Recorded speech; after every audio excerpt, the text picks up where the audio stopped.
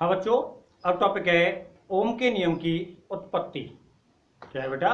ओम के नियम की उत्पत्ति या ओम के नियम का द्वितीय रूप या ओम के नियम का सूक्ष्म रूप, कैसे भी कह सकते हैं इसको।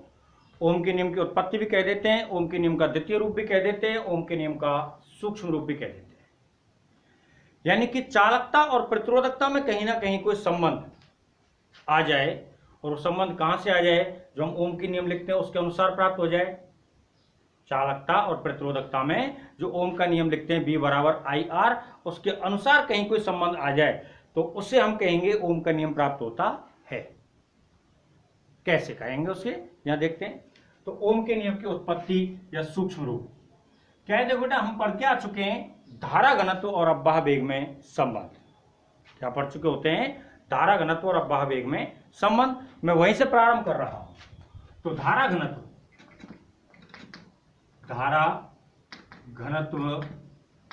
और अववाह वेग में संबंध से, धारा घनत्व और अववाह वेग में संबंध क्या होता है बेटा? J बराबर NE/BD। J बराबर क्या होता है? NE/BD। ये धारा घनत्व और अववाह वेग में संबंध होता है। अपवाह वेग का व्यंजक प्राप्त होता है, तो अपवाह वेग के व्यंजक से अपवाह वेग के मान से या परिमाण से अपवाह वेग की परिमाणिक वैल्यू ली जाएगी। तो BD बराबर क्या होता है? E टॉय बटे M। क्या होता है बेटा? E टॉय बटे M। तब अपने पास अब क्या प्राप्त हो गया? देखो बेटा, J बराबर जो BD का मान है वो यहां पर रख देते हैं, NE अपने पास है, और BD जो यहां लिखा हुआ है, BD का मान क्या है? E टॉय बटे M। तो ये BD के मान को यहां लिख देते हैं, तो ये क्या हो गया? E टॉय बटे M। अब देखो क्या हो गया, गुणा कर देते हैं, तो J बराबर क्या हो गया? N। तो अपने पास है E इंटू में E क्या हो गया? E square. E और टॉय, तो मैं टॉय को आगे लिख देता हूं, E को कहां लिख देता हूं? पीछे, और बटे में क्या लिख देते हैं? M। ये मान प्राप्त हो गया। अब यहां पर देखा जाए, जो E है ये क्या होता है? इलेक्ट्रॉन का आवेश, और M है ये क्या होता है? इलेक्ट्रॉन का द्रव्यमान। तो E और M तो किसी भी पदार्थ के इलेक्ट्रॉन्स में ले लें, कोई भी चालक पदार्थ ले लें, उसके इलेक्ट्रॉन्स के लिए लें, तो उसका आवेश और द्रव्यमान तो हमेशा निश्चित रहेंगे। इनके साथ साथ जो N है, N क्या होती है? इकाई आयतन में कोई भी पदार्थ लें, उस पदार्थ के इकाई आयतन में इलेक्ट्रॉनों की संख्या, और टॉय क्या होता है? इलेक्ट्रॉनों का औसत विश्रांति काल। यानी E और M तो अचर हैं ही, चाहे कोई भी पदार्थ ले लिया जाए, लेकिन N और टॉय प्रत्येक पदार्थ के लिए अलग अलग रूप से अचर होते हैं। जैसे एक पदार्थ ले लिया, तो कॉपर हमने लिया, उस पदार्थ को मान के चले, तो कॉपर के लिए N का मान हमेशा क्या रहेगा? निश्चित। और कॉपर के लिए टॉय का मान हमेशा क्या रहेगा? निश्चित। यानी किसी भी पदार्थ के लिए, एक पर्टिकुलर पदार्थ के लिए, क्योंकि N और टॉय अभिलाक्षणिक गुण हो गए, तो किसी भी पदार्थ के लिए पूरी भौतिक राशि क्या हो जाती है? अचर। दूसरे पदार्थ के लिए वापस से अचर रहेगी, तीसरे पदार्थ के लिए वापस से अचर रहेगी। तो इस पूरी भौतिक राशि को अचर के भांति कार्य कर सकते हैं, अचर के भांति प्रयोग में ले सकते हैं, तो यह समानुपाती के भांति काम में ले सकते हैं। तो इसको हम लिख देते हैं J बराबर सिग्मा E।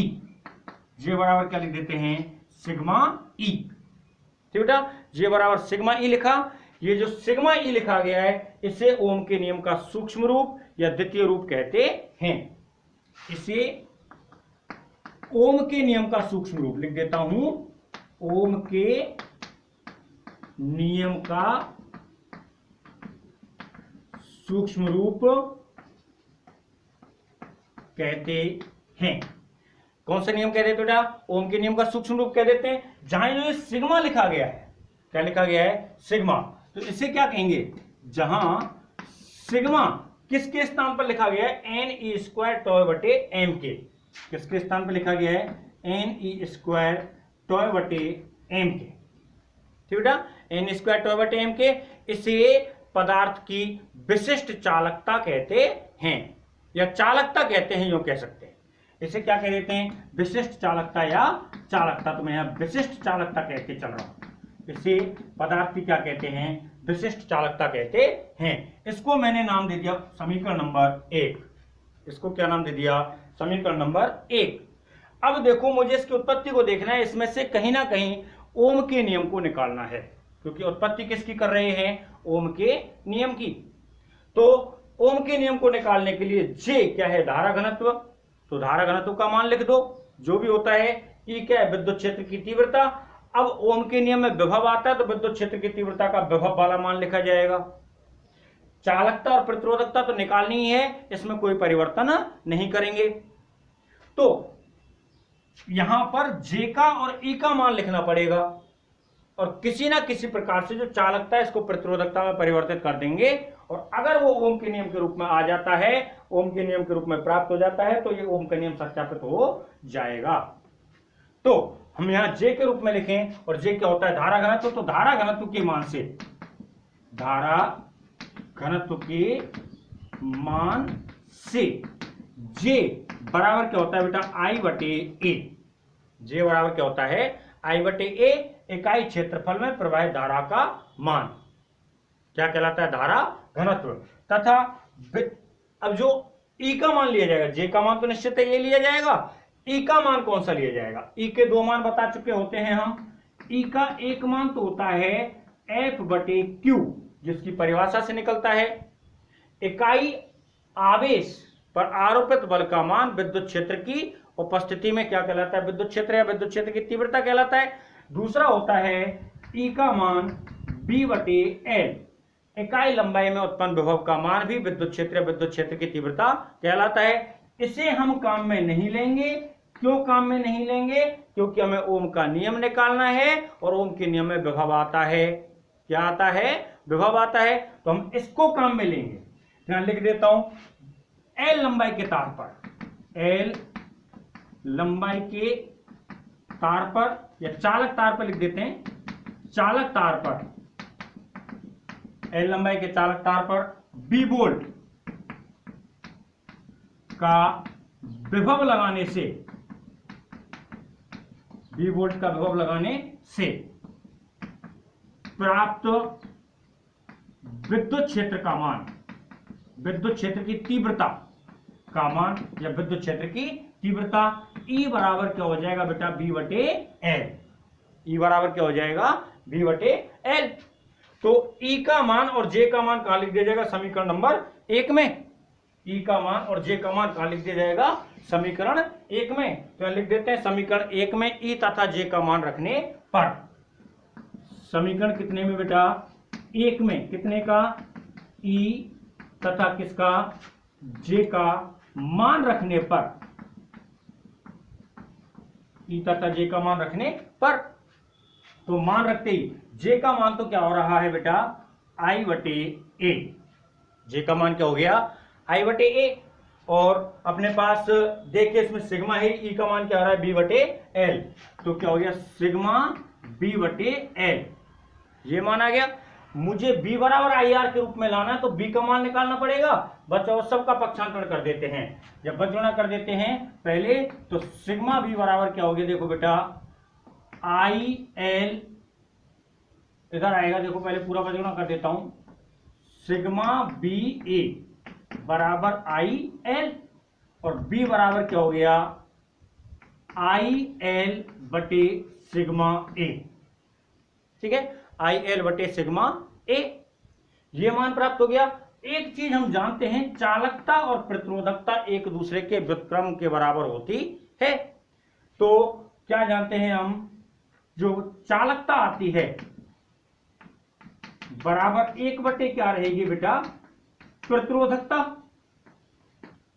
तो चालकता को क्या लिख रहे हैं, सिग्मा, और प्रतिरोधकता को क्या लिख देते हैं, रो। तब बी बराबर क्या हो जाएगा, देखो, आई एल बटे, इसकी जगह पर क्या आ जाएगा, 1 बटे रो, और इनटू में क्या आ जाएगा, ए। तो रो कहां चला जाएगा, ऊपर, रो कहां चला जाएगा, ऊपर। तो बी बराबर क्या हो जाएगा बेटा, रो आई एल, और बटे में क्या हो जाएगा, ए, रो आई एल बटे ए। मैं इसको ऐसे लिख सकता हूं, बी बराबर, आई को अलग लिख दिया, तो इस पूरे को क्या लिख देंगे, रो एल बटे ए। पूरे को क्या लिख दिया जाए, रो एल बटे ए। अब इस पूरी भौतिक राशि को देखो क्यों नियत मान लेंगे, पूरी भौतिक राशि को नियत मान लिया जाए, क्यों, क्योंकि ये क्या होती है, प्रतिरोधकता। किसी भी पदार्थ के लिए प्रतिरोधकता निश्चित होगी। भौतिक अवस्थाओं को ओम के नियम में क्या लिया जाएगा, नियत लिया जाएगा, तो आई का और एल का मान निश्चित रहेगा। ये पूरा जो मान आ रहा है इसे क्या मान सकते हैं, अचर मान सकते हैं। अचर मान लेंगे तो यहां अचर लेते हैं, इसे आर लिख दें, इसी को लिख देंगे बी बराबर आई आर, और ये ओम का नियम होता है जहां जो ये आर के स्थान पर लिखा गया है, ये क्या लिखा गया है, रो एल बटे ए। आर के स्थान पर क्या लिखा गया है, रो एल बटे ए, इसे नियत लिया जाता है। ठीक बेटा, इस प्रकार से ओम का नियम सत्यापित होता है या ओम का नियम प्राप्त होता है। वापस से पूरा प्रोसीजर सुन ले, किस प्रकार से कैसे ओम का नियम प्राप्त होगा और कैसे नहीं आएगा। ओम के नियम की उत्पत्ति को करने के लिए सबसे पहले हमें क्या करना पड़ेगा, प्रतिरोधकता और चालकता में कहीं ना कहीं संबंध स्थापित करना पड़ेगा। क्या करना पड़ेगा बेटा, प्रतिरोधकता में और चालकता में संबंध स्थापित करना पड़ेगा। तो सबसे पहले हमने क्या किया, धारा घनत्व और अपवाह वेग में संबंध ले लिया। क्या किया बेटा, धारा घनत्व और अपवाह वेग में संबंध लिया, तो जे बराबर क्या होता है, एन ई बी डी। ठीक बेटा, इसमें अपवाह वेग का मान लिख दिया, मान क्या होता है, ई टॉय बटे एम हमने यहाँ पे लिखा और ये ई स्क्वायर हो गया। देखो ई और एम तो अचर राशि हैं किसी भी पदार्थ के इलेक्ट्रॉन के लिए, लेकिन प्रत्येक पदार्थ के लिए एन का और टॉय का मान अलग अलग प्राप्त होगा। तो एन का और टॉय का मान अलग अलग प्राप्त हो जाएगा, लेकिन किसी पदार्थ के लिए एक ही पदार्थ ले रहा हूं तो उस एक पदार्थ के लिए इसका कंप्लीट वैल्यू जो आएगा, कंप्लीट वैल्यू क्या आ जाएगा, कांस्टेंट प्राप्त हो गया, नियत मान सकते हैं। तो इसे हम क्या लिख देंगे, सिग्मा। इसे क्या लिख देंगे, सिग्मा। तो इसको हमने जे बराबर सिग्मा ई लिख दिया। इसे ओम के नियम का द्वितीय रूप या सूक्ष्म रूप कहते हैं। अब यहां से इस रूप से अगर हम कहीं ना कहीं ओम के नियम को निकालना है, बी बराबर आई आर को निकाल के ले आए या चालकता और प्रतिरोधकता में संबंध को निकाल के ले आए तो मान प्राप्त हो जाएगा। देखो ये तो मैं निश्चित मान के चल ही रहा हूं, यहां क्या हो गया, जे का मान और ई का मान। तो मैं क्या करता हूं, एक तो सीधा सीधा यहां ये विशिष्ट चालकता कह दिया, जे का मान लिख दिया, धारा घनत्व का मान लिख दिया और ई का मान लिख दिया विभव के रूप में। दोनों वैल्यूज को पुटअप किया, ये मान आ गया। मुझे बी का मान चाहिए, केवल बजगुणा किया ऐसे करके, जो क्रॉस प्रोडक्ट होता है बजगुणा करते हैं, क्रॉस गुणन करते हैं उसको। तो यहां से बी का मान निकालना था, बी बराबर आई एल बटे रो ए आ गया। अब चालकता प्रतिरोधकता के व्युत्क्रम के बराबर होती है, तो हमने चालकता को रिप्लेस कर दिया किससे, प्रतिरोधकता से। प्रतिरोधकता कहां चली गई, ऊपर। तो अब मैंने इसको मॉडिफाइड कर दिया, आई को छोड़ करके पूरी वैल्यूज लिख दी। किसी भी पदार्थ के लिए उसकी प्रतिरोधकता, उसकी लंबाई और उसके क्षेत्रफल को नियत लिया जाए। प्रतिरोधकता, लंबाई और क्षेत्रफल को नियत लिया जाए। तो यानी कि प्रतिरोधकता तो निश्चित होती है और ओम के नियम में लंबाई, क्षेत्रफल यानी भौतिक अवस्थाओं को नियत लिया जाता है। तो इसे हमने क्या लिख दिया, आर। तो ये बी बराबर आई आर प्राप्त हो जाता है, जहां जो आर लिखा गया वो रो एल बटे ए के स्थान पर लिया गया है। इस प्रकार से ओम के नियम को सत्यापित किया जाता है और ओम के नियम का द्वितीय रूप में प्राप्त किया जाता है। एक बार आप इसे देख लो और बता सकते हो।